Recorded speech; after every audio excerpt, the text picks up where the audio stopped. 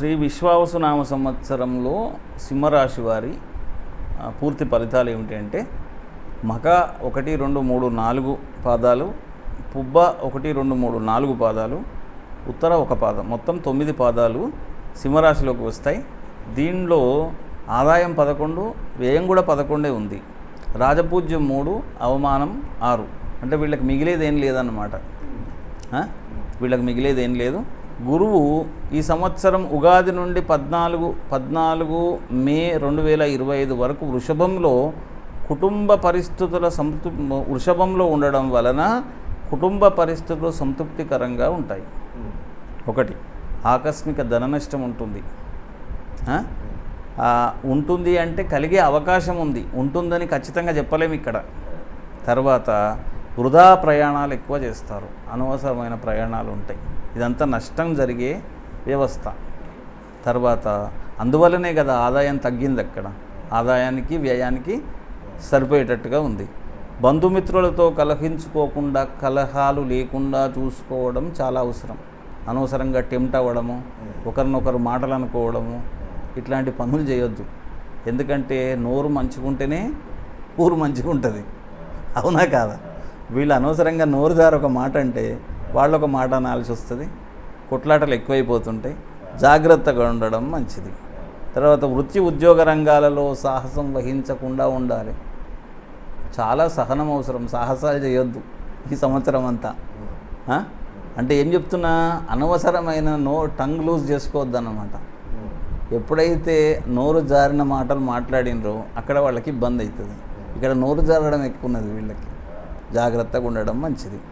తర్వాత 15/5/25 నుండి 19/10/25 వరకు, తిరిగి 6/12/25 నుండి వత్సరాంతం వరకు మిథున రాశిలో అన్ని కార్యముల యందు విజయం సాధిస్తారు. ఆ పీరియడ్ దాటిందంటే వీళ్ళకి మంచిగానే ఉన్నది. ఎప్పుడైతే మొదలు జరిగే పీరియడ్ ఏదైతే ఉందో ఆ టైంలో జాగ్రత్తగా వహించాలి. తర్వాత బాగానే ఉంది. అట్లా అని చెప్పేసి నోరు లూజ్ చేసుకోవడం కాదు నేను చెప్పేది. ఎప్పుడైనా నోరు జాగ్రత్తగానే పెట్టుకోవాలి. తర్వాత వీళ్ళంతటా సౌఖ్యాన్ని సాధిస్తారు ఈ సంవత్సరం. శత్రుబాధలు ఏమి లేవు. శుభవార్తలు ఉన్నాయి, శుభవార్తలు వింటారు. గౌరవ మర్యాదలకు లోటేం లేదు, బాగానే ఉన్నది. అద్భుత శక్తి సామర్థ్యాలు ఉంటాయి, అంటే ఆరోగ్యవంతంగా ఉంటారు.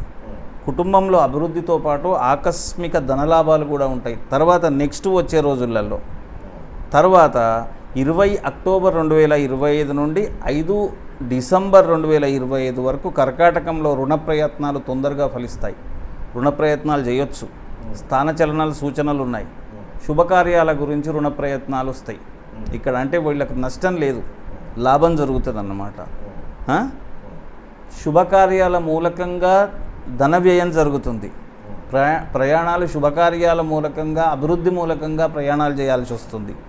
అనారోగ్యం ఏర్పడకుండా జాగ్రత్త పడడం మంచిది. కొద్దిగా అనారోగ్యం జరిగే అవకాశం ఉంది, జాగ్రత్త పడడం మంచిది. వీళ్లకు ముఖ్యంగా చెప్పే సూచన ఏమిటంటే, నాకు అర్థమైంది వీళ్ళల్లో ఫుడ్ పాయిజన్ అయ్యే అవకాశాలు కనబడుతుంది. అర్థమవుతుంది. అంటే బయట ఫుడ్ తినకుండా కొద్దిగా జాగ్రత్తగా ఉండడం చాలా అవసరం. ఈ సింహరాశి వారికి ఫుడ్ పాయిజన్ అయ్యే అవకాశాలు ఉన్నాయి. వీళ్ళు అనవసరంగా ఒకసారి హాస్పిటల్లో పోయే అవకాశాలు కనబడుతున్నాయి కనుక వీళ్ళు కొద్దిగా జాగ్రత్తగా ఉండడము, బయట ఫుడ్ తినకపోవడము, ఇంట్లో చేసుకున్న ఫుడ్డే తినడము, తర్వాత ప్రతి దాని మీద కూడా మూతలు పెట్టుకోవడము చాలా అవసరం.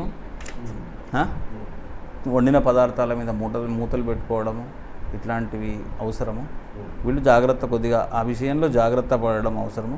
బయట ఫుడ్లు తినొద్దు, తింటే అనారోగ్యం జరుగుతుంది, అదన్నమాట. తర్వాత శని ఉగాది నుండి వత్సరాంతం వరకు మీనంలో ప్రయత్న కార్యాలకు ఆటంకాలు ఎక్కువ ఏర్పడతాయి. బంధుమిత్రులతో జాగ్రత్తగా మెలుగడం మంచిది. అంటే అనవసరమైన వాదనలు దిగకుండా జాగ్రత్తగా మాట పోకుండా ఉండడం చాలా మంచిది. ఆకస్మిక కలహాలు అవకాశం ఉంది, ఆకస్మిక కలహాలు ఏర్పడే అవకాశం ఉంది. ఇది కూడా మాట జారడం వల్లనే జరుగుతుంది. మాట జారకుండా జాగ్రత్తగా, ఒకవేళ ఎవరన్నా తిట్టినా కూడా కృష్ణార్పణం అనుకోండి. ఎక్కువ తక్కువ వాదనలు పనికిరావు. నన్ను తిడితే సాక్షాత్ భగవాన్ కృష్ణుని తిడుతున్నారు అని అనుకోండి, ఆయన్నే చూసుకుంటాడు, మీకేం సంబంధం లేదు. అర్థమవుతుందా? ఆ రకంగా ప్రతిదాన్ని కృష్ణార్పణం చేసుకోండి, కృష్ణుడే చూసుకుంటాడు అంతా. జాగ్రత్తగా ఉండండి, మీకు అన్నీ మంచి శుభాలే జరుగుతాయి. శుభమస్తు.